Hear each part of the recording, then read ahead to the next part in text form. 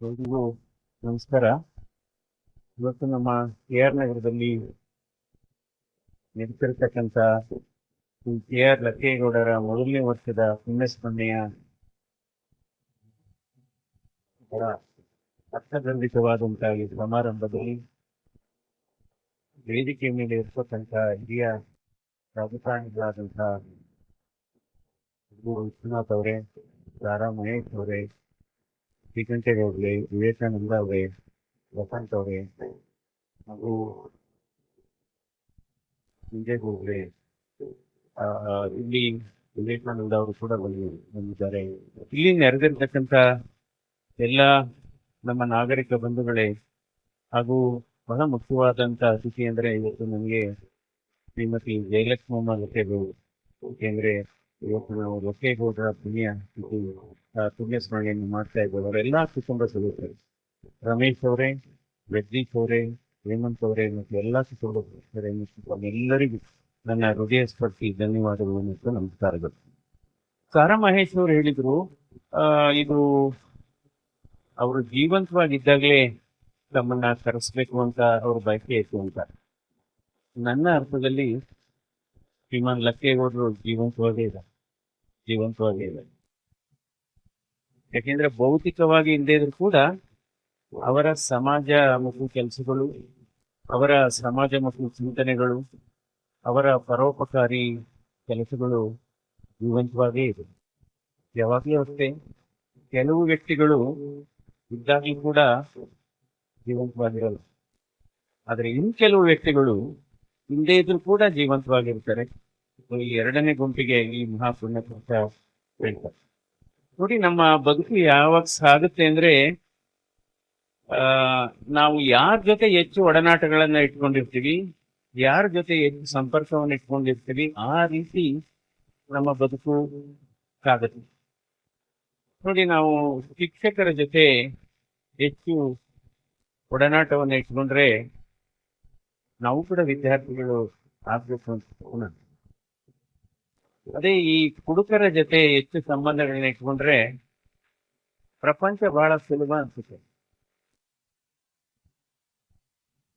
ಅದೇ ರೀತಿ ಅಧಿಕಾರಿಗಳ ಜೊತೆ ಹೆಚ್ಚು ಸಂಪರ್ಕ ಒಡನಾಟ ಇಟ್ಕೊಂಡ್ರೆ ಪ್ರಪಂಚ ಬಹಳ ನಿಧಾನ ಅನ್ಸುತ್ತೆ.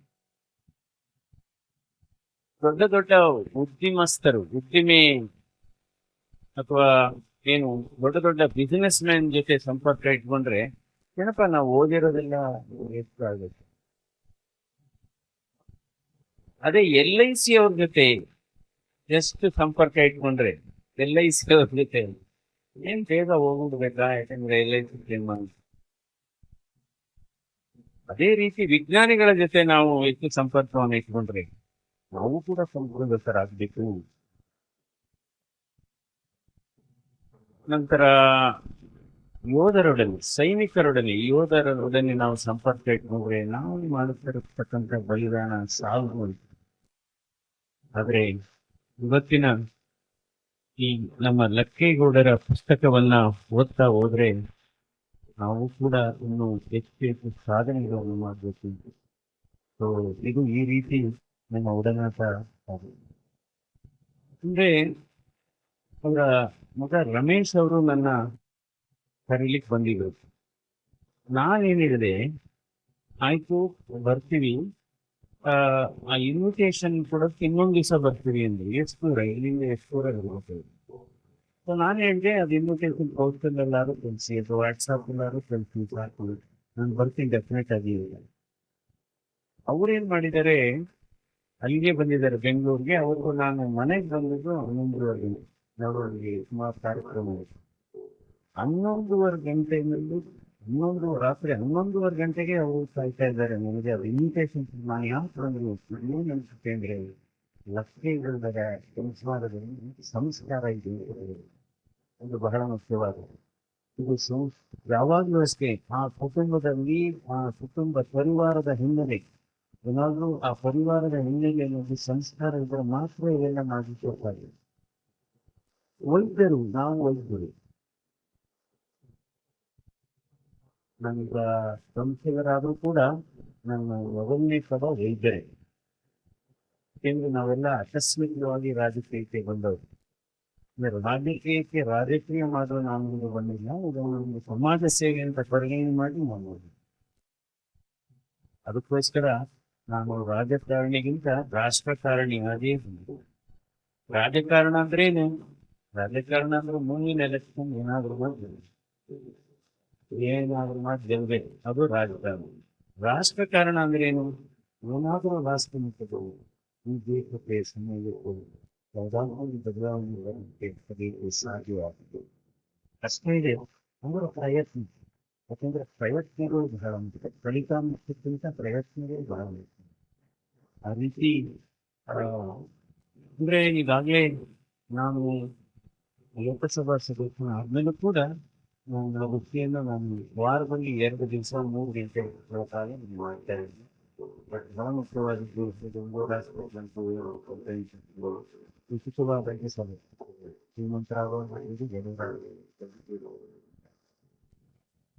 ಇವತ್ತು ವೈದ್ಯರು ಅಂದ್ರೆ ಆರೋಗ್ಯಕ್ಕೆ ಒಂದು ಚಿಕಿತ್ಸೆಯನ್ನು ಕೊಡತಕ್ಕಂಥದ್ದು. ದೇಹದ ಆರೋಗ್ಯ ಅಥವಾ ಮಾನಸಿಕ ಆರೋಗ್ಯ. ಆದರೆ ಲಕ್ಷ್ಮೀಗೌಡರು ಕೂಡ ಒಂದು ರೀತಿಯ ವೈದ್ಯರಂದ್ರೆ ಯಾವುದಾದ್ರೂ ಒಂದು ಸಮಸ್ಯೆಗೆ ಪರಿಹಾರ ನೀಡುವಂತ ವೈದ್ಯರು ಅಂತ. ನಾವು ವೈದ್ಯಕೀಯ ವೈದ್ಯರು. ಆದರೆ ಲಕ್ಷ್ಮೀಗೌಡರು ಅವರು ಸಮಾಜದ ವೈದ್ಯರು, ಸಾಮಾಜಿಕ ವೈದ್ಯರು. ಅವರು ಏಕೆಂದ್ರೆ ಅವರ ಪುಸ್ತಕ, ಅವರ ಒಡನಾಟವನ್ನು ನೋಡುವಂತ ಸಂದರ್ಭದಲ್ಲಿ ಅವರು ಪುಸ್ತಕದಲ್ಲಿ ನಮ್ಮ ಭಾರತ ದೇಶದಲ್ಲಿ ಎಷ್ಟು ಜನಸಂಖ್ಯೆ ಇದೆ? 142 ಕೋಟಿ ಜನಸಂಖ್ಯೆ. ಈ ಮನುಷ್ಯರ ಇದ್ದೇವೆ. ಜನರಿಗೂ ಮನುಷ್ಯರಿಗೂ ಬಹಳ ವ್ಯತ್ಯಾಸ ಇದೆ. ಜನರು ಅಂದ್ರೇನು?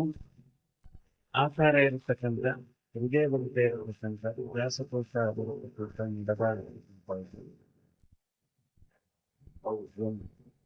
ಮನುಷ್ಯರು ಅಂದ್ರೇನು? ಮನುಷ್ಯರು ಅಂದ್ರೆ ಬೇರೆಯವರ ಬಗ್ಗೆ ಚಿಂತನೆ ಮಾಡುವಂಥದ್ದು, ಬೇರೆಯವರ ಕಣ್ಣೀರನ್ನು ಒರೆಸುವಂಥದ್ದು, ಸಹಕಾರ ಮತ್ತು ಪರೋಪಕಾರಿ ಮನೋಭಾವವುಳ್ಳವರು, ಬೇರೆಯವರ ಬಗ್ಗೆ ಒಳ್ಳೆ ಮಾತನಾಡುವಂಥದ್ದು, ಒಳ್ಳೆಯ ಚಿಂತೆ ಮಾಡುವಂಥದ್ದು, ಅವರನ್ನ ಮನುಷ್ಯರನ್ನು ಅಂತೀವಿ. ಅದರಿಂದ ಭಾರತ ದೇಶದಲ್ಲಿ ಜನಸಂಖ್ಯೆ ಜಾಸ್ತಿ ಆದರೆ ಪ್ರಯೋಜನ ಇಲ್ಲ, ಮುಂತತ್ವ ಇರತಕ್ಕಂಥ ಮನುಷ್ಯರ ಸಂಖ್ಯೆ ಜಾಸ್ತಿ.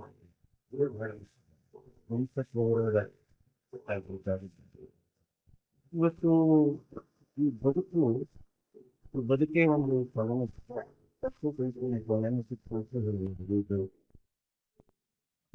ನಾವೇ ನಟಿಸಿದ, ನಾವೇ ನಿರ್ದೇಶಿಸಿದ, ನಾವೇ ನಿರ್ಣಯ ಮಾಡಿದಂತ ಇಂಥ ಎಂದು ಗೊತ್ತಿಲ್ಲದೆ ಸಾಗುವ ತಪ್ಪು ದೋಷದ ಚಿತ್ರವೂ ನಮ್ಮದು.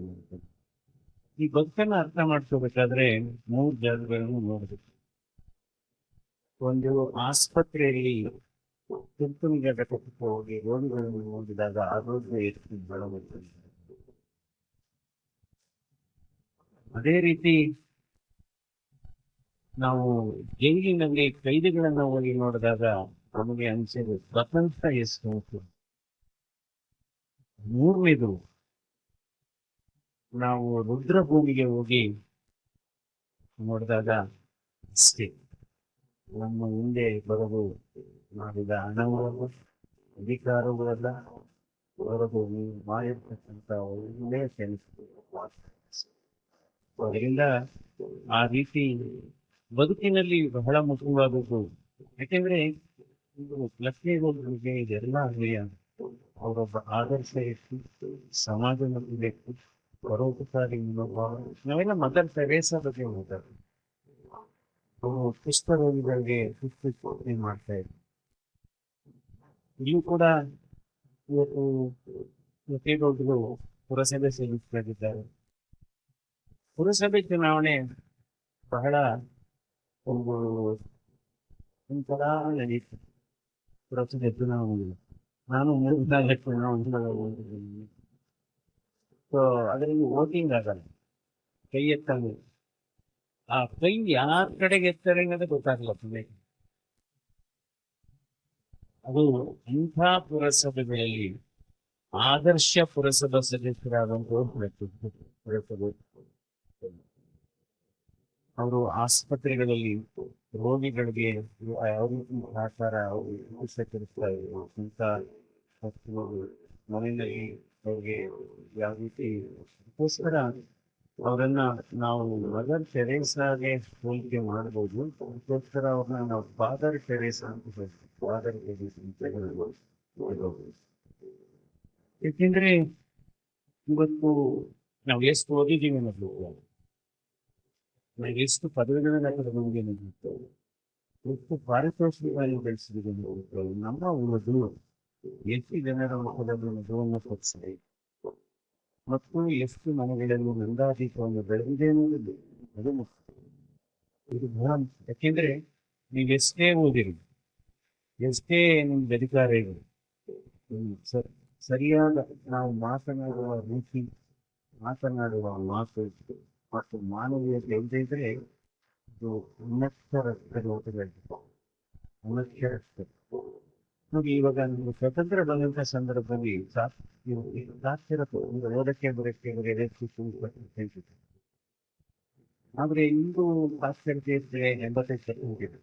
ಒಂದು ವ್ಯತ್ಯಾಸ ಏನು ಅಂದ್ರೆ, ಒಂದು ಸಾಕ್ಷರತೆ 20% ಇತ್ತು, ಸಂಸ್ಕಾರ 100%. ಇವತ್ತು ಏನಾಗಿದೆ, ಸಾಕ್ಷರತೆ 85%, ಸಂಸ್ಕಾರ ವ್ಯಕ್ತಿಗೆ ಇದೇ ಆಗಿದೆ ನೋಡಿ. ಹಿಂದೆ ಎಲ್ಲ ಊರಲ್ಲಿ ಯಾರಾದ್ರೂ ಈ ಕುಡಿಯ ಅಭ್ಯಾಸ ಇದೆ ಅಂದ್ರೆ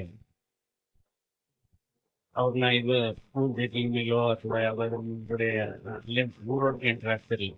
ಈಗ ಯಾವ ಕಾಲಘಟ್ಟದಲ್ಲಿ ಇದೀವಿ, ಅವನು ಕುಡಿಯೋಲ್ಲ ಅಂದ್ರೆ ಅವನ್ನ ಯಾವುದೇ ಮೀಟಿಂಗಿಗೆ ಇದಕ್ಕೆ ಕರೆಯಲ್ಲ, ಊಟಕ್ಕೆ ಕರೆಯಲ್ಲ. ಅವ್ನು ಸರಿ ಬಿಡಪ್ಪ, ಅವ್ನು ಕುಡಿಯೋಲ್ಲ ನಾವು.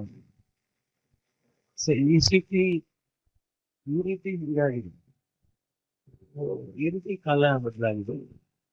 ಅದಕ್ಕೋಸ್ಕರ ನಾವೆಲ್ಲ ಹುಟ್ಟುವಾಗ ವಿಶ್ವಮಾನವರಾಗಿ ಹುಡ್ತೇವೆ, ಹೋಗುವಾಗ ಕೂಡ ವಿಶ್ವಮಾನವರಾಗಿ ಹೋಗ್ತವೆ. ಆದರೆ ಬಗ್ಗೆ ಸ್ವಲ್ಪ ಮಾನವರ ಬಹಳ ಮುಖ್ಯವಾದದ್ದು. ಇದಾಗ್ಲೂ ನಾವು ವಿಶ್ವಮಾನವರಾಗಬೇಕು, ಹೋಗೋಗಿ ವಿಶ್ವಮಾನವರಾಗಬೇಕು. ಎಲ್ಲರ ಮಧ್ಯೆ ಕೂಡ ನಾವು ವಿಶ್ವಮಾನವರಾಗಬೇಕು. ಆವಾಗ ನಾವು ಇದಕ್ಕೆ ಸಾರ್ಥಕ. ಅಂದ್ರೆ ನಮ್ಮ ಲಕ್ಕೆಗೂಡಲ್ಲಿ ದೈವತ್ವ ಇದೆ, ಮನುಷ್ಯತ್ವ ಕೂಡ ಇದೆ. ಅದಕ್ಕೋಸ್ಕರ ನಾವು ಹೇಳ್ತೀವಿ, ಮೃಗತ್ವ ಅಂದ್ರೇನು, ದೈವತ್ವ ಅಂದ್ರೇನು, ಅಥವಾ ಮನುಷ್ಯತ್ವ ಅಂದ್ರೇನು. ಮೃಗತ್ವ ಅಂದ್ರೆ ಬೇರೆಯವರ ಕಣ್ಣಲ್ಲಿ ಯಾವಾಗಲೂ ಕಣ್ಣು ಕಣ್ಣೀರೇ ಬರ್ದಂಗೆ ಮಾಡಿದವರು, ಅದು ದೈವತ್ವ. ಬಂದಂತ ಕಣ್ಣೀರನ್ನು ವಹಿಸುವವರು ಮನುಷ್ಯತ್ವ. ಆ ಗುಂಪಿಗೂ ನಮ್ಮ ಲಕ್ಕೆಗೂಡಲು ಸೇರ್ತಾರೆ. ಯಾಕೆಂದ್ರೆ ಜೀವನ ಒಂದು ಐಸ್ ಕ್ರೀಮ್ ಇದ್ದಾಗೆ, ಜೀವನ ಒಂದು ಬದುಕಿನ ಒಂದು ಐಸ್ ಕ್ರೀಮ್ ಇದ್ದಾಗೆ. ತಿಂದ್ರು ಕರಗುತ್ತೆ, ತಿಂದೆ ಇದ್ರು ಕರಗುತ್ತೆ. ನಮ್ ದೇಹ ಕೂಡ ಅಷ್ಟೆ, ಒಳ್ಳೆ ಕೆಲಸ ಮಾಡಿದ್ರೆ ಕರಗುತ್ತೆ, ಕೆಟ್ಟ ಕೆಲಸ ಮಾಡಿದ್ರೆ ಇಲ್ಲ. ಒಳ್ಳೆ ಕೆಲಸ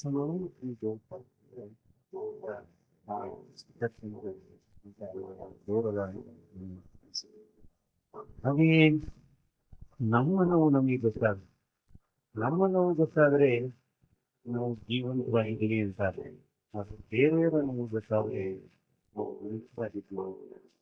ಅದರಿಂದ ನಾವು ವೇದಗಳನ್ನು ಓದ್ತೀವಿ, ವೇದಗಳನ್ನು ಓದ್ಬೇಕು, ಧರ್ಮಗಳನ್ನು ಓದ್ಬೇಕು, ಗ್ರಂಥಗಳನ್ನು ಓದ್ಬೇಕು, ವೇದಗಳನ್ನು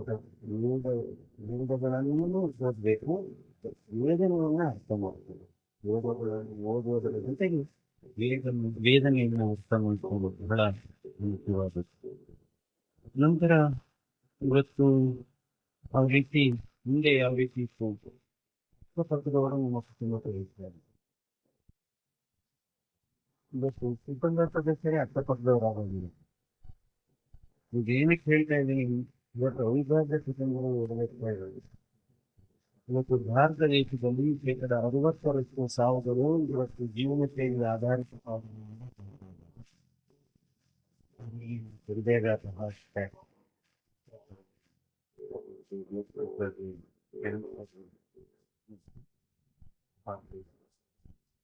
ಅಂದ್ರೆ ಒಂದು ಕಾಲ ಇತ್ತು, ಇನ್ನು ಮಕ್ಕಳು ತಂದೆ ತಾಯಿಗಳಿಗೆ ಒಂದು ಚಿಕಿತ್ಸೆ ಕೊಡ್ತಾರೆ. ಇವತ್ತು ನೀವು ತಂದೆ ತಾಯಿಗಳು ಅವ್ರ ಮಕ್ಕಳನ್ನ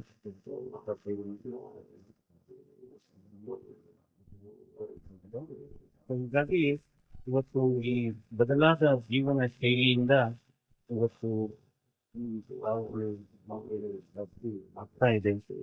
ಸೊ ಇವತ್ತು ವಿಶ್ವನಾಥ್ ಅವ್ರು ಹೇಳಿದ್ರು, ನಾವು ಯಾವಾಗಲೂ ಅಷ್ಟೇ ರಾಷ್ಟ್ರೀಯ ಯೋಜನೆಗಳ ಬಗ್ಗೆ ಸಾಂಸ್ಕೃತಿಕ ಯೋಜನೆ.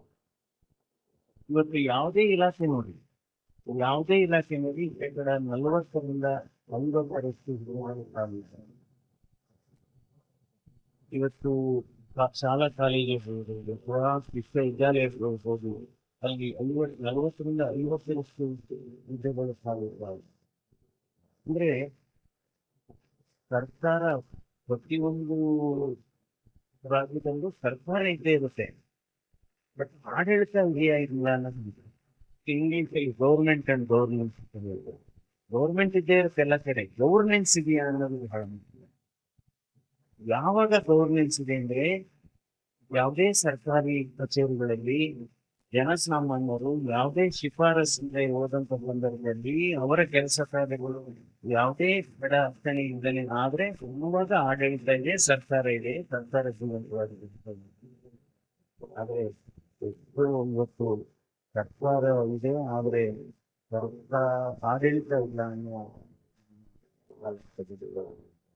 ಯಾಕೆಂದ್ರೆ ನಾವು ಇವತ್ತು ಶಾಶ್ವತ ರಸ್ತೆಗಳಾಗಲಿ, ರಾತ್ರಿ ಹೆದ್ದಾರಿಗಳಾಗ್ಬೋದು, ರೈಲ್ವೇಸ್ಗಳಾಗ್ಬೋದು, ಕೆರೆಗಳನ್ನ ನಾವು ಇಟ್ಟುಕೊಳ್ಳುವಂಥದ್ದಾಗ್ಬೋದು, ಕೆರೆಗೆ ನೀರು ಕೊಳ್ಳುವಂಥದ್ದಾಗ್ಬೋದು, ಅಥವಾ ರೈತರ ಬೆಳೆಗೆ ನಾವು ಒತ್ತು ಕೊಡುವಂಥದ್ದಾಗ್ಬೋದು, ಶಾಶ್ವತ ಇದೆ. ಅಥವಾ ಇವತ್ತು ನಾವು ಎಲ್ಲ ಕ್ರಾಂತಿಗಳನ್ನು ನೋಡಿದ್ದೇವೆ. ಕೈಗಾರಿಕಾ ಕ್ರಾಂತಿ ಆಗಿದೆ, ಕ್ಷೀರ ಕ್ರಾಂತಿ ಆಗಿದೆ, ಮತ್ತು ಕಿರು ಕ್ರಾಂತಿ ಆಗಿದೆ. ಆದರೆ ಇದರ ಜೊತೆಗೆ ಏನಾಗಿದೆ ಅಂದ್ರೆ ಒಂದು ಸೋಮಾರಿಗಳ ಕ್ರಾಂತಿ ಕೂಡ ಆಗಿದೆ. ನಿಜವಾಗ್ಲೂ ಒಂದು ಅಧ್ಯಯನದ ಪ್ರಕಾರ ಇವೆಲ್ಲ ವ್ಯವಸ್ಥೆ ಬದಲಾಗಿ ಶೇಕಡ 51ರಷ್ಟು ಜನ ಸೋಮಾರಿಗಳಾಗಿದ್ದಾರೆ. ಇದರಿಂದ ಒಂದು ದೇಶದ ಅಭಿವೃದ್ಧಿ ಹೋಗ್ತಾ ಇದೆ ಮತ್ತು GDP ಅಂತ ಏನ್ ಹೇಳ್ತೀವಿ ಅದು ಕಡಿಮೆ ಆಗ್ತಾ ಇದೆ. ಅದರ ಜೊತೆಗೆ ಆರೋಗ್ಯ ಸಮಸ್ಯೆಗಳಿಗೆ ಜಾಸ್ತಿ ಆಗ್ತವೆ. ಇದರಿಂದ ಇವತ್ತು ನಾವು ಈ ಕಡೆ ಎಷ್ಟು ಗಮನವನ್ನ, ನೀವು ನಿಮ್ಮಲ್ಲಿ ಎಷ್ಟೇ ಹಣ ಇದೆ, ನಿಮ್ಗೆ ಎಷ್ಟೇ ಸವಲತ್ತು ಕೆಲಸ ಮಾಡಿ, ನೀವೆಷ್ಟೇ ಶ್ರೀಮಂತರಾಗಿರಿ, ಬರೀ ದುಡ್ಡಿಗೆ ನೋಡಿ ಬಡವರ ಕೆಲಸ ಮಾಡಬೇಕು ಅಂತ. ಯಾಕೆಂದ್ರೆ ನಮ್ಮ ಕೆಲಸವನ್ನು ನಾವು ನಿಜವಾಗ್ಲೂ ಈ ದೇಶಕ್ಕೆ ನಾವು ಕೊಡುಗೆ ಕೊಡಬೇಕು ಅಂದ್ರೆ ನಾವು ನಮ್ಮ ಯಾವುದೇ ಕೆಲಸ ಆಗಲಿ, ನಮ್ಮ ಕೆಲಸ ಆಗಲಿ, ದೊಡ್ಡ ಕೆಲಸ ಆಗಲಿ, ಅದನ್ನ ನಾವು ಗೌರವಿಸಬೇಕು. ಅದೇ ನಾವು ದೇಶಕ್ಕೆ ಕೊಟ್ಟಂತ ಒಂದು ದೇಶ ಕಟ್ಟುವಂತ ಒಂದು ದೊಡ್ಡ ಸಾಧನೆ ಅಂತಾನೆ ಹೇಳಬೇಕಾಗುತ್ತೆ. ಇವಾಗ ನಾವು ಸಾಂಸ್ಕೃತಿಕ ಯೋಜನೆಗಳ ಬಗ್ಗೆ ನಾನು ಮಾತಾಡ್ತೇವೆ. ಇವತ್ತು ಭಾರತ ದೇಶದಲ್ಲಿ ಕಳೆದ 10 ವರ್ಷಗಳು ಹೆಚ್ಚು ಸುಮಾರು 30,000 ರಾಷ್ಟ್ರೀಯ ಹೆದ್ದಾರಿ 20,000 ಇವತ್ತು ರೈಲ್ವೇಸ್ ಎಷ್ಟು ವಿದ್ಯುತ್ಪನ್ನ 35,065 ಇದರಿಂದ ನಾವು ಹೆಚ್ಚು ಶಾಶ್ವತ ಯೋಜನೆಗಳಿಗೆ ನಾವು ಅಂದ್ರೆ ಇನ್ನೊಂದು ನಾವೆಲ್ಲ ಹೇಳ್ತೀವಿ, ರೈತರು ಇದು ನಮ್ಮ ಕೃಷಿ ಪ್ರಧಾನ ದೇಶ, ನಮ್ಮ ರಾಜ್ಯವು ಕೂಡ ಹಾಗೆ. ಅಭಿವೃದ್ಧಿಯ ಹೆಸರಲ್ಲಿ ನಾವು ಈ ಕೃಷಿ ಜಮೀನನ್ನ ನಾವು ಅಕ್ವೈರ್ ಮಾಡ್ತಕ್ಕಂಥದ್ದು ನಿಜವಾಗ್ಲೂ ಒಂದು ಶೋಚನೀಯ. ಕೃಷಿ ಜಮೀನು ಇವತ್ತು ಶ್ರಿಂಕ್ ಆಗ್ತಾ ಇದೆ. ಅಂದ್ರೆ ಅವಶ್ಯಕತೆಗೆ ಎಷ್ಟು ಅಭಿವೃದ್ಧಿ ಬೇಕು, ಬಟ್ ಅಭಿವೃದ್ಧಿಗೆ ಎಷ್ಟು ಬೇಕು ಅಷ್ಟು ಮಾತ್ರ ಭೂಮಿ ಸ್ವಾಧೀನ ಪಡಿಸ್ಕೊಳ್ಳಿಕ್ಕೆ ಹೊರತು 10 ಎಕರೆ ಬೇಕಾಗಿರುತ್ತೆ ಅಭಿವೃದ್ಧಿಗೆ, 100 ಎಕರೆ 1000 ಎಕರೆ ಆಗಿ ಇನ್ನೂ ಒಂದ್ ಕಡೆ ಇದು ಕೃಷಿನೇ ಇದು ಹಿಂದಕ್ಕೆ ಹೋಗ್ತಾ ಇದೆ. ನೋಡಿ, ಚೀನಾ ಫಾರ್ ಎಕ್ಸಾಂಪಲ್ ಹೇಳ್ತೀನಿ. ಚೀನಾದಲ್ಲಿ ಸುಮಾರು 1,58,000 ಮೆಟ್ರಿಕ್ ಟನ್ ಸಿಲ್ಕ್ ಬೆಳೀತಾ ಇದೆ. 15 ವರ್ಷದಿಂದ 20 ವರ್ಷದಿಂದ 1,58,000 ಮೆಟ್ರಿಕ್ ಟನ್ ಸಿಲ್ಕ್ ಬೆಳೀತಾ ಇದೆ. ಆದ್ರೆ ಇವತ್ತೇನಾಗಿದೆ, ಅಲ್ಲೂ ಕೂಡ ಏನು ಎಲ್ಲ ಕೈಗಾರಿಕೀಕರಣ ಅಭಿವೃದ್ಧಿ ಆಗಬೇಕು, ಮಲ್ಟಿನ್ಯಾಷನಲ್ ಕಂಪ್ನಿಗಳಿಗೆಲ್ಲ ಜಾಗ ಸಿಗಬೇಕು, ಏನಾಯ್ತು ಇವತ್ತು ಬರೀ 58,000 ಮೆಟ್ರಿಕ್ ಟನ್ ಬಂದಿದೆ. ನಮ್ಮ ರಾಜ್ಯದಲ್ಲೂ ಕೂಡ ರೇಷ್ಮೆ ಏನಾಗಿತ್ತು, ನಾವು 24,000 ಹೆಕ್ಟೇರ್ ರೇಷ್ಮೆ ಬೆಳೆದಿದ್ದು, ಇವತ್ತು 6,000 ಹೆಕ್ಟೇರ್. ಅದರಿಂದ ಇದು ನಿಜವಾಗ್ಲೂ ಬಹಳ ಗಂಭೀರವಾದಂತಹ ವಿಚಾರಗಳು ಹೇಳಬೇಕು. ಯಾಕೆಂದ್ರೆ ಈ ಕೃಷಿ ಹೋದ್ರೆ ಇಡೀ ಬದುಕು ಹೊರಟೋಗುತ್ತೆ. ಶಾಶ್ವತವಾಗಿ ಅವರು ಬಡವರೇ ಆಗ್ಬೇಕಾಗುತ್ತೆ. ಈ ರೀತಿ ನಾವು ಬದಲಾವಣೆಯನ್ನ ನಾವು ಮಾಡಬೇಕು. ನಾವು ಹೇಳ್ಬೇಕು ಅನ್ಸುತ್ತೆ, ನಾವು ಜಾತ್ಯತೀತ ರಾಷ್ಟ್ರ. ಈ ಜಾತ್ಯತೀತ ರಾಷ್ಟ್ರದ ಹೆಸರಲ್ಲಿ ಎಲ್ಲೋ ಒಂದ್ ಕಡೆ ನಾವು ಎಡುತ್ತಾ ಇದ್ದೀವಿ ಅಂತ ನನ್ನ ಭಾವನೆ. ಜಾತ್ಯತೀತ ರಾಷ್ಟ್ರದಲ್ಲಿ ಜಾತೀಯತೆಯೇ ಬಳಕೆ, ಇದು ಒಂದು ಸಮಾಜಕ್ಕೆ ಮಾರಕನೇ ಇದೆ. ಅದರ ಹೆಸರಲ್ಲಿ ಎಷ್ಟೋ ಜನ ಅದನ್ನ ಮಿಸ್ಯೂಸ್ ಮಾಡ್ಕೊಳ್ಳೋರು ಇದ್ದಾರೆ. ಇವತ್ತು ಈ ರಾಜಕೀಯ ವ್ಯವಸ್ಥೆಯಲ್ಲಿ ಯಾಕೆಂದ್ರೆ ಬಹುಶಃ ಮನುಷ್ಯನಿಗೆ 2 ದೊಡ್ಡ ಗುಣಗಳು ಇರಬೇಕಾಗ್ತದೆ. ಒಂದು ಕ್ಷಮೆ, ಇನ್ನೊಂದು ನಂಬಿಕೆ. ಕ್ಷಮೆ ಅನ್ನೋದು ಮನುಷ್ಯನ ಬಹಳ ದೊಡ್ಡ ಗುಣ. ಇದ್ರ 2 ಉದಾಹರಣೆ ಹೇಳ್ತೇನೆ. ಒಂದು ನಾವು ದೇವೇಗೌಡರು ಮುಖ್ಯಮಂತ್ರಿಗಳಾಗಿದ್ದಂಥ ಸಂದರ್ಭದಲ್ಲಿ ಒಬ್ಬರು IGP ಇಂಟೆಲಿಜೆನ್ಸ್ ಅವರೊಂದು ಕಡತವನ್ನು ಕೊಟ್ಟರು. ನೋಡಿ, ನಿಮ್ಮ ರಾಜಕೀಯ ಘಟಕಗಳು ಇವ್ರ ಮೇಲೆ ಎಲ್ಲಾ ಒಳ್ಳೆ ಕಡತಗಳಲ್ಲಿ ಡಾಕ್ಯುಮೆಂಟ್ಸ್ ಇದೆ, ಈಸಿಯಾಗಿ ಇವರನ್ನ ಪ್ರಾಸಿಕ್ಯೂಟ್ ಮಾಡಬಹುದು. ಅದು ದೊಡ್ಡ ಕಡತ, ಇದರಲ್ಲೆಲ್ಲ ಇವರು ರಾಜಕೀಯ ಇದನ್ನೆಲ್ಲ ಕ್ರಮ ತಗೋಬಹುದು. ಯಾಕಂದ್ರೆ ಇರೋದೆಲ್ಲ ಬಹಳ ಇದರಲ್ಲಿ ಎಲ್ಲ ರೀತಿಯ ವೈಲೆನ್ಸ್ ಆಗಿದೆ, ಎಲ್ಲ ರೀತಿಯ ಹಣ ಊಟಾಗಿದೆ, ಚೆಕ್ ಸಮೇತ ಇರೋದಿದೆ. ಅದಕ್ಕೆ ಅವರು ದೇವೇಗೌಡರು ಹೇಳ್ತಾರೆ, ಹೌದಪ್ಪ, ನನ್ನ ದೇವರು ಅಂತ ದೊಡ್ಡ ಸ್ಥಾನದಲ್ಲಿ ಕೂತಿದ್ದಾನೆ, ಕೂತಿರೋದು ಬೇಡ, ಯಾವ ಕ್ರಮನೂ ಬೇಡ ಅಂದ್ಬಿಟ್ಟು ಆ ಕಡೆ ಡಸ್ಟ್ಬಿನ್ ಇರುತ್ತದೆ ಆ ಕಡೆ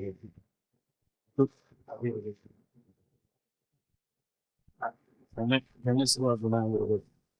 ಇವತ್ತು ದ್ವೇಷದ ಎಲ್ಲಾ ಕಡೆ ದ್ವೇಷದ ಜ್ವಾಲೆ ಹೋಗ್ತಾ ಇದೆ ಈ ವ್ಯವಸ್ಥೆ. ಅದೇ ರೀತಿ ಇನ್ನೊಬ್ರು IAS ಆಫೀಸರ್ ಒಂದು ಫೈಲ್ ಬರುತ್ತೆ, ಅವರು ಪ್ರಧಾನಮಂತ್ರಿಗಳಾಗಿರ್ತಾರೆ.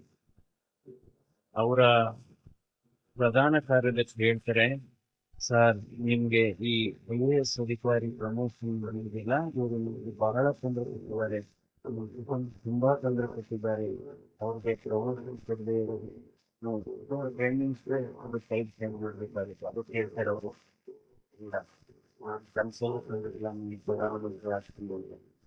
ಅದಕ್ಕೋಸ್ಕರ ಅವ್ರಿಗೆ ಹೇಳ್ತಾರೆ, ಅವ್ರಿಗೂ ಕೊಡ್ತೀರಿ, ಅದು ದೇವರು ಕರ್ಮ ಅವ್ರದ್ದು.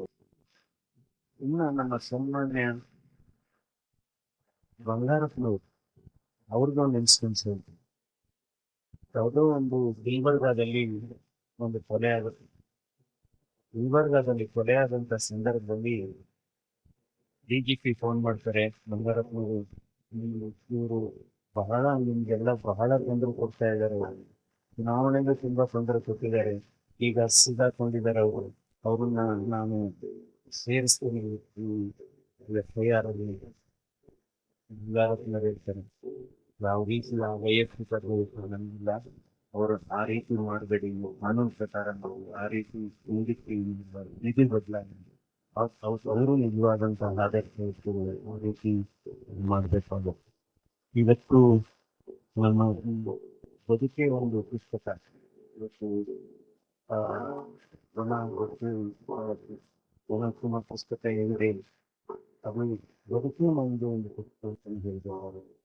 ಈ ಪುಸ್ತಕ ಮೊದಲನೇ ಪೇಜ್ ಅಂತೂ ಆಗೋಗಿದೆ ಎಲ್ಲಾದ್ರು ಹುಟ್ಟಿದ್ವಿ, ಕೊನೆ ಪೇಜು ಇನ್ನೂ ಇದೆ.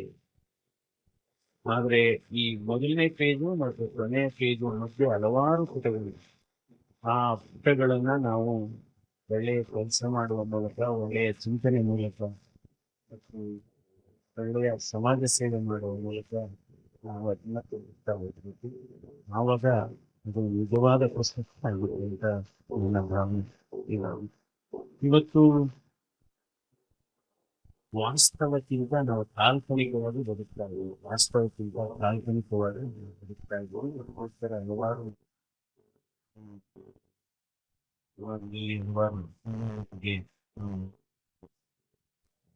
ಇವತ್ತು ಶರೀರದಲ್ಲಿ ಎಲ್ಲಾ ಸವಿತೆ ನೋಡಿ, ಬ್ರೈನ್ ಸವಿತೆ, ಹಾರ್ಟ್ ಸವಿತೆ, ಮೂಳೆ ಸವಿತೆ, ಲಂಗ್ಸ್ ಸವಿತೆ, ನಾಲ್ಗೆ ಸವಿತೆ. ಇವತ್ತು ಹಲವಾರು ಸಮಸ್ಯೆಗಳಿವೆ, ಆರೋಗ್ಯ ಸಮಸ್ಯೆಗಳಿಗೆ, ಸಾಮಾಜಿಕ ಸಮಸ್ಯೆಗಳಿಗೆ ಮತ್ತು ಬೇರೆ ಬೇರೆ ಸಮಸ್ಯೆಗಳಿಗೆ ಇವತ್ತು ನಾಲ್ಗೆ ಕಾರಣ. ಇವತ್ತು ಬಹುಶಃ ನಾವೆಲ್ಲ ಡಿಗ್ರಿಗಳೆಲ್ಲ ಮಾಡಿದ್ದೀವಿ, ಹಾಗಿದ್ರೆ ಇದೇ ಡಿಗ್ರಿ. ನನ್ನ ಅರ್ಥದಲ್ಲಿ B.Com ಡಿಗ್ರಿ ಬಹಳ ಮುಖ್ಯ. ಬಿ ಅಂದ್ರೆ BCOM ಇಲ್ಲ, BCAM, B.Com ಡಿಗ್ರಿ ಇವತ್ತು ತಾಳ್ಮೆ ಅನ್ನೋದೇ ಇಲ್ಲ. ಇವಾಗ ನೋಡಿ, ಒಬ್ಬ ಮನುಷ್ಯನನ್ನ ಪರೀಕ್ಷೆ ಮಾಡಬೇಕಾದ್ರೆ ಎರಡು ಕೆಲಸಗಳು ಸಾಕು, ಎರಡೇ ಕೆಲಸ. ಒಂದು ಅಧಿಕಾರ, ಇನ್ನೊಂದು ಹಣ. ಇವೆರಡೂ ಇದ್ದಾಗ ಅವನ ಬದಲಾವಣೆ ಆಗದೆ ಇದ್ರೆ ಅವನೇ ನಿಜವಾದ ಮನುಷ್ಯ. ಅಧಿಕಾರ ಮತ್ತು ಹೀಗಾಗಿ ಈ ನಾಲ್ಗೆ ವಿಚಾರ ಬಂದಾಗ ಇವತ್ತು ನಾವು ಯಾವ ಸಂದರ್ಭದಲ್ಲಿ ಏನ್ ಮಾತಾಡ್ಬೇಕು, ಏನ್ ಮಾತಾಡ್ಬೇಕು ಅನ್ನೋದಕ್ಕೆ ಒಂದು ಡಿಗ್ರಿ ಬೇಕಾಗಿದೆ. ಆ ಕಾಲಕ್ಕೆ ಬಂದಿದ್ದೀವಿ, ಆ ಕಾಲಕ್ಕೆ ಓಡಿದ್ದೀವಿ. ಇವತ್ತು ನಾಲಿಗೆಯಿಂದ ಆದ ಗಾಯ ನಾಲಿಗೆಗೆ ಆದ ಗಾಯಕ್ಕೆ ವ್ಯತ್ಯಾಸ ಇದೆ. ನಾಲಿಗೆಗೆ ಗಾಯ ಆದ್ರೆ ಮಾಯುತ್ತೆ, ಬಟ್ ನಾಲಿಗೆಯಿಂದ ಗಾಯ ಆದ್ರೆ ಮರ. ಅದರಿಂದ ಇವತ್ತು ಎರಡು ನಮಸ್ಕಾರ ಕಲಿಯಿದ್ರೆ ಕೆಟ್ಟ ವಸ್ತುಗಳು ಯಾವ್ಯಾವಪ್ಪ ಅಂದ್ರೆ, ಒಂದು ಹುಟ್ಟು, ಎರಡನೇದು ಮೊಬೈಲ್ ಫೋನ್ ಅಂತ ಹೇಳ್ಬಿಡ್ತಾರೆ. ಇವತ್ತು ಮೊಬೈಲ್ ಫೋನ್ ಇಂದ ಸಾಮಾಜಿಕ ಜಾಲತಾಣ ಅಂತ ಮಾಡಿಕೊಂಡು ಸಮಾಜವನ್ನ ಮತ್ತೆ ಜಾಲಾಡ್ತಾ ಇದ್ದಾರೆ. ಹೀರೋನ ಝೀರೋ ಮಾಡ್ತಾರೆ, ಹೀರೋನ ಝೀರೋ ಮಾಡ್ತಾರೆ. ಏನಾದ್ರೂ ಮೊಬೈಲ್ ಫೋನ್ 1947 ಆಚೆಗೆ ಇದ್ದಿದ್ರೆ ನಮಗೆ ನಿಜವಾದ ಸ್ವತಂತ್ರ ಬರ್ತದೆ. ಬಹುಶಃ ಗಾಂಧಿಜನ್ನೇ ವಿಲನ್ ಮಾಡ್ಬೋದು, ಆ ರೀತಿ ವ್ಯವಸ್ಥೆ ಆಗಿರೋದು. ಹಾಗಾಗಿ ಇವತ್ತು ಇವಾಗ ಈ ಕೃತಿಕ ಬುದ್ಧಿ ಮತ್ತೆ ಅಂತ ಬಂದಿದೆ. ಇವತ್ತು ಮಂಜುನಾಥಿಗೆ ಬರ್ಬೇಕಾಗಿತ್ತು, ವಿಶ್ವನಾಥರು ಬರ್ಬೇಕಾಗಿತ್ತು. ಇನ್ ಮುಂದೆ ರೋಬೋಟಿಕ್ಸ್ ಅಂದ್ರೆ ನಮ್ ತರನೇ ಬಂದು ಹೇಳಿದ್ರೆ ನಮ್ ತರನೇ ಮಾತಾಡುತ್ತೆ ಆ ತರ. ಸೊ ಅದಕ್ಕೋಸ್ಕರ ಆ ರೀತಿ ಇವತ್ತು ಕೆಲವು ಮಿಷನ್ಗಳು ಆರ್ಟಿಫಿಷಿಯಲ್ ಇಂಟೆಲಿಜೆನ್ಸ್ ಮಾಡಿದ್ರು ನಮ್ಮ ಮುಂದೆ ಬರ್ತಾ ಇದ್ದಾವೆ. ಅವ್ರ ಮೇಲೆ ನಿಲ್ಸ್ಕೊಂಡ್ರೆ ಈ ಮನುಷ್ಯಗಳಿಗೆ ಏನಿದೆ ತುಂಬ ಹೇಳ್ಬೋದು. ಒಂದು ಕಾಯಿಲೆನೂ ಕಂಡುಹಿಡಿತಾರೆ, ಬೇರೆ ಬೇರೆ ಕಾಯಿಲೆನೂ. ಅದಕ್ಕೆ ಈ ಸುಳ್ಳು ಹೇಳೋರ್ನ ಕಂಡುಹಿಡಿಯೋದಕ್ಕೆ ಒಂದು ಸ್ಪೇನ್ ಅಲ್ಲಿ ಒಂದು ಮಿಷನ್ ತಂದಿದೆ. ಅದ್ರ ಮೇಲೆ ಹೋಗಿ ನಿಂತ್ಕೊಂಡ್ರೆ ಹೇಳಿದ್ರು. ಸೊ 1 ಗಂಟೆಗೆ 20 ಜನ ಸುಳ್ಳು ಹೇಳ್ತಿದ್ದಾರೆ ಸ್ಪೇನ್ ಅಲ್ಲಿ. ನಂತರ ಇಂಗ್ಲೆಂಡ್ ಅಲ್ಲಿ ಅಭಿಪ್ರಾಯ 1 ಗಂಟೆಗೆ 30 ಜನ ಸುಳ್ಳು ಹೇಳ್ತಿದ್ದಾರೆ. ನಂತರ ಅಮೆರಿಕದಲ್ಲಿ ಇಟ್ಟಾಗ 1 ಗಂಟೆಗೆ 50 ಜನ ಸುಳ್ಳು ಹೇಳ್ತಿದ್ರು. ಆ ಮಿಷಿನ್ ತಂದು ಭಾರತ ದೇಶದಲ್ಲಿ ಇಟ್ಟಾಗ ಮಿಷನ್ನೇ ಕದ್ಬಿಟ್ರು.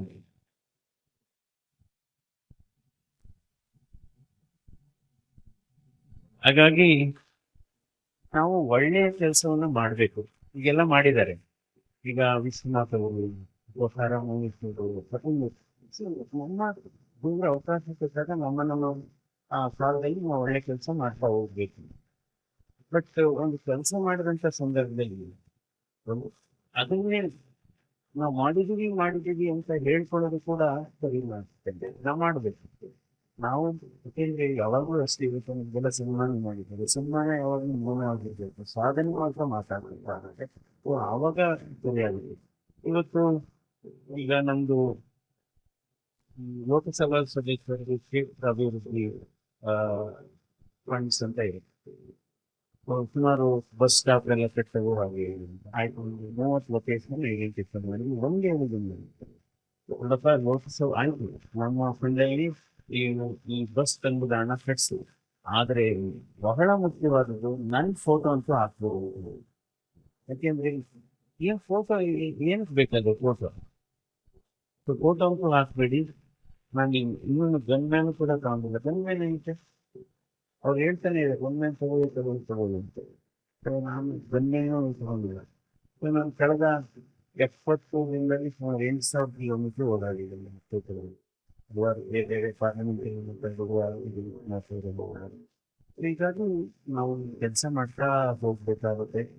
ಆ, ಯಾಕೆಂದ್ರೆ ಸಾರ್ವಜನಿಕರಿಗೆ ಕೆಲಸ ಮಾಡಿಕೊಡೋದು ನಮ್ಮ ಕರ್ತವ್ಯ ಅಂತಾನೆ ನಾವು ಭಾವಿಸ್ಬೇಕಾಗುತ್ತೆ. ನಾವೆಲ್ಲ ಪ್ರಮಾಣ ಪಾರ್ಲಿಮೆಂಟ್ ಮೆಂಬರ್ ಆಗ್ಬೋದು, ಅಥವಾ ಮಂತ್ರಿಗಳಾಗ್ಬೋದು, ಅಥವಾ ಬೇರೆ ಬೇರೆ ಇವನ್ ವೈದ್ಯಕೀಯ ವೃತ್ತಿ ಆಗ್ಬೋದು.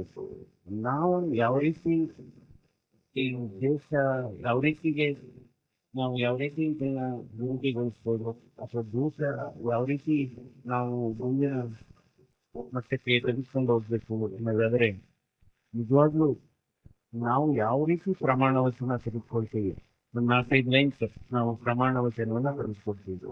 ಆ ಪ್ರಮಾಣ ವಚನಕ್ಕೆ ಬದ್ಧರಾಗಿ ಅದನ್ನ ಅನುಸರಿಸಿದ್ರೆ ಅದೇ ನಾವು ದೇಶಕ್ಕೆ ಮಾಡತಕ್ಕಂಥ ದೊಡ್ಡ ಚಳುವಳಿ.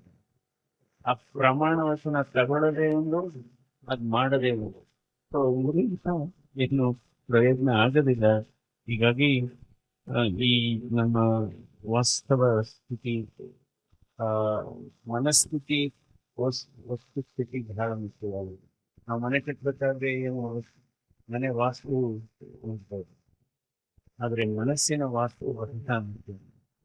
ಬೇರೆ ವಾಸ್ತುಗಿಂತ ಮನಸ್ಸಿನ ಸೊ ಇವತ್ತು ಒಂದು ನಿಜವಾಗ್ಲೂ ಬಹಳ ಅರ್ಥಪೂರ್ಣವಾದಂತ ಕಾರ್ಯಕ್ರಮ. ಆಕ್ಚುಲಿ 4:30 ಗಂಟೆಗೆ ಇನ್ನೊಂದುವರೆಗೆ ಒಂದು ಆಸ್ಪತ್ರೆ ಒಬ್ಬರಿಗೆ ಚಿಕಿತ್ಸೆ ನಾನು ನೋಡ್ಬೇಕು.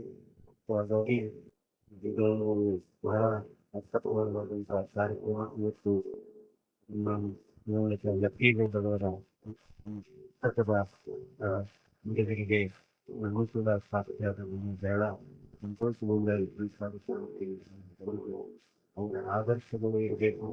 ಯಾಕಂದ್ರೆ ನಾವು ಹಲವಾರು ಪ್ರತಿಮೆಗಳನ್ನ ಮಾಡ್ತಾ ಹೋಗ್ತೀವಿ. ದೊಡ್ಡ 50 100 ಯಾರು ಪ್ರತಿಮೆಗಳು ಮಾಡಿಲ್ಲ, ಅವರ ಸಿದ್ಧಾಂತ ಅವರ ತತ್ವಗಳನ್ನು ಅಳವಡಿಸಬೇಕಾಗುತ್ತೆ. ಹೀಗಾಗಿ ಎಲ್ಲರಿಗೂ ಈ ಸಂದರ್ಭದಲ್ಲಿ ಆರೋಗ್ಯವೇ ಭಾಗ್ಯ. ಆರೋಗ್ಯದ ಬಗ್ಗೆ ನಾನು ಜಾಸ್ತಿ ಮಾತಾಡೋಕ್ಕಾಗಲ್ಲ. ಯಾಕೆಂದ್ರೆ ಆರೋಗ್ಯವೇ ದೇಹಕ್ಕೆ ಒಂದು ಕೊಡುಗೆ. ನಂತರ ಜೊತೆಗೆ ಸಂಪತ್ತು, ನಿಜವಾದ ಸಂಪತ್ತು, ಸಂತೃಪ್ತಿಯ ಸಂಪತ್ತು, ನಂಬಿಕೆಯ ಒಂದು ದೊಡ್ಡ ಮೂಲ್ಯ. ಹೀಗಾಗಿ ನಮ್ಮೆಲ್ಲರಿಗೂ ಆರೋಗ್ಯ ಇವ್ರೆ ಇವತ್ತು ಸಂತೋಷ. ಸುಮಾರು ಜನ ಈಗ ಆಧುನಿಕ ಪ್ರಪಂಚದಲ್ಲಿ ಸಂತೋಷವಾಗಿಲ್ಲ. ಯಾಕೆ ಸಂತೋಷವಾಗಿಲ್ಲ ಯಾಕೆ ಸಂತೋಷವಾಗಿಲ್ಲ ಅಂದ್ರೆ, ಇವರೇ ಒಂದು ಸಂತೋಷವಾಗಿದ್ದಾರಲ್ಲ ಅಂದ್ಬಿಟ್ಟು ಗೊತ್ತಿರ್ತದೆ, ಅದೇ ಬಂತು. ಸೊ ನೀವು ಸಂತೋಷವಿಲ್ಲ. ಸಂತೋಷ ಅನ್ನೋದು ನೋಡಿ, ದುಃಖನ ಮಾರ್ಲಿಕ್ಕಾಗೋದಿಲ್ಲ, ಸಂತೋಷನ ಕೊಡ್ಲಿಕ್ಕಾಗೋದಿಲ್ಲ. ಆದಷ್ಟು ಇರೋದ್ರಲ್ಲಿ ಯಾವುದಕ್ಕೂ ಹೋಲಿಕೆ ಮಾಡ್ಕೊಳಕ್ ಹೋಗ್ಬಾರ್ದು. ಸೊ ಅದಕ್ಕೋಸ್ಕರ ಬಹಳ ಮುಖ್ಯವಾದದ್ದು ಮಾತು, ನಾವು ಬೇರೆಯವರ ಬಗ್ಗೆ ಮಾತಾಡೋದ್ರ ಬಗ್ಗೆ ಬೇರೆಯವರ ಜೊತೆ ಮಾತಾಡ್ತಾ ಹೋಗ್ಬೇಕು. ಮಾತು ಬಹಳ ಮುಖ್ಯವಾಗಿದೆ. ಅದಕ್ಕೆ ನಾವು ಹೇಳ್ತೀವಿ, ಯಾವ ರೀತಿ ಯಾವ ಸಂದರ್ಭದಲ್ಲಿ ಮಾತಾಡಬೇಕು ಅನ್ನೋದು ಕೂಡ ಬಹಳ ಮುಖ್ಯವಾಗಿದೆ. ನೋಡಿ, ತಾಯಿ ಜೊತೆ ಮಾತಾಡುವಾಗ ನಮಸ್ಕಾರದಿಂದ ಮಾತಾಡ್ಬೇಕು. ಅದೇ ತಂದೆ ಜೊತೆ ಮಾತಾಡ್ಬೇಕಾದ್ರೆ ಗೌರವದಿಂದ ಮಾತಾಡ್ಬೇಕು. ಹೆಂಡತಿ ಜೊತೆ ಮಾತಾಡ್ಬೇಕಾದ್ರೆ ನಿಜ ಮಾತಾಡ್ಬೇಕು. ಅಧಿಕಾರಿಗಳ ಜೊತೆ ಮಾತಾಡ್ಬೇಕಾದ್ರೆ ಎಚ್ಚರಿಕೆಯಿಂದ ಮಾತಾಡ್ಬೇಕು. ಮಕ್ಕಳ ಜೊತೆ ಮಾತಾಡ್ಬೇಕಾದ್ರೆ ಪ್ರೋತ್ಸಾಹದಿಂದ ಮಾತಾಡ್ಬೇಕಂತ. ವರ್ತಕರ ಜೊತೆ ಮಾತಾಡ್ಬೇಕಾದ್ರೆ ಸಹಾನುಭೂತಿಯಿಂದ ಮಾತಾಡ್ಬೇಕು. ದೇವ್ರ ಜೊತೆ ಮಾತಾಡ್ಬೇಕಾದ್ರೆ ಮೌನದಿಂದ ಮಾತಾಡ್ಬೇಕಂತ. ಸೊ ಹೀಗಾಗಿ ಮಾತು ಕೂಡ ಒಂದು ಯಾವಾಗಲೂ ಅಷ್ಟೇ. ನಾವು ಮೌನ, ಸಾಂದರ್ಭಿಕ ಮೌನ ಎಷ್ಟೇ ಸರಿ ನಮ್ಮನ್ನು ಉನ್ನತ ಸ್ಥಾನಕ್ಕೆ ತೆಗೆದುಕೊಳ್ಬೇಕು. ಸಾಂದರ್ಭಿಕ ಮೌನ ಎಷ್ಟು ಸರಿ ಉನ್ನತ ಸ್ಥಾನಕ್ಕೆ ತೆಗೆದುಕೊಂಡು ಹೋಗುತ್ತೆ. ಸೊ ಹೃದಯದ ಆರೋಗ್ಯವನ್ನು ಚೆನ್ನಾಗಿ ಕಾಪಾಡ್ಕೊಳ್ಬೇಕಾದ್ರೆ 5 ಅಂಶಗಳನ್ನು ಕಡಿಮೆ ಇಟ್ಕೊಂಡು ಒಂದು ಬ್ಲಡ್ ಪ್ರೆಷರ್, ಎರಡನೇದು ಬ್ಲಡ್ ಶುಗರ್, ಮೂರನೇದು ಬ್ಲಡ್ ಕೊಲೆಸ್ಟ್ರಾಲ್, ನಾಲ್ಕನೇದು ಹೃದಯದ ತೂಕ ಮತ್ತು ಸೊಂಟದ ತುಪ್ಪಳತೆ, ಐದನೇದು ಅತಿಯಾಸು ಕಡಿಮೆ ತಿಂದರೆ ದೇಹಕ್ಕೂ ಒಳ್ಳೆಯದು, ದೇಶಕ್ಕೂ ಒಳ್ಳೆಯದು. ಕಡಿಮೆ ಮಾತಾಡಿದರೆ ಮನಸ್ಸು ಒಳ್ಳೆಯದು, ಮನಸ್ಸನ್ನು ಒಳ್ಳೆಯದು. ಕಡಿಮೆ ಕೋಪವನ್ನು ತಿಂದರೆ ದೇಹಕ್ಕೂ ಒಳ್ಳೆಯದು, ಆರೋಗ್ಯಕ್ಕೂ ಒಳ್ಳೆಯದು. ಹೀಗಾಗಿ ನಮ್ಮೆಲ್ಲರಿಗೂ ಉತ್ತಮವಾದಂಥ ಆರೋಗ್ಯವಿರಲಿ. ಸೊ ನಾವು ರಾಜಕೀಯ ವ್ಯವಸ್ಥೆಯಲ್ಲಿ ಬಹಳ ಮುಖ್ಯವಾದದ್ದು ಒಂದು ನಂಬಿಕೆ ಮತ್ತು ಭರವಸೆ. ಹೇಳಿದ್ದನ್ನು ಮಾಡುವಂಥ ಕೆಲಸ ಆಗಬೇಕು, ಹೇಳಿದ್ದನ್ನು ಮಾಡುವಂಥ ಕೆಲಸ ಆಗಬೇಕು. ಯಾವಾಗಲೂ ಅಷ್ಟೇ ತುಂಬ ಖುಷಿ ಇದ್ದಾಗ ಯಾವಾಗಲೂ ತೀರ್ಮಾನ ಮಾಡಬಾರ್ದು. ತುಂಬ ಖುಷಿ ಇದ್ದಾಗ ಆಶ್ವಾಸನೆ, ತುಂಬ ಖುಷಿ ಇದ್ದಾಗ ಆಶ್ವಾಸನೆ ಮಾಡಬಾರ್ದು. ತುಂಬ ಕೋಪ ಇದ್ದಾಗ ನಿರ್ಧಾರಗಳನ್ನು ತಗೋಬಾರ್ದು. ಹೇಳಿ ಜೊತೆಗೆ ತುಂಬ ದೇವರು ಆರೋಗ್ಯ ನಮಗೆ ಅವರ ಆದರ್ಶ ಮೂಲೆಯಲ್ಲಿ ಅವ್ರ ಮಕ್ಕಳು ಕೂಡ ಅದೇ ದಾರಿಯಲ್ಲಿ ಸಾಗಿದ್ದಾರೆ. ಅವ್ರಿಗೆ ನಿಜವಾಗಿ ಯಶಸ್ಸನ್ನು ನಮಸ್ಕಾರ.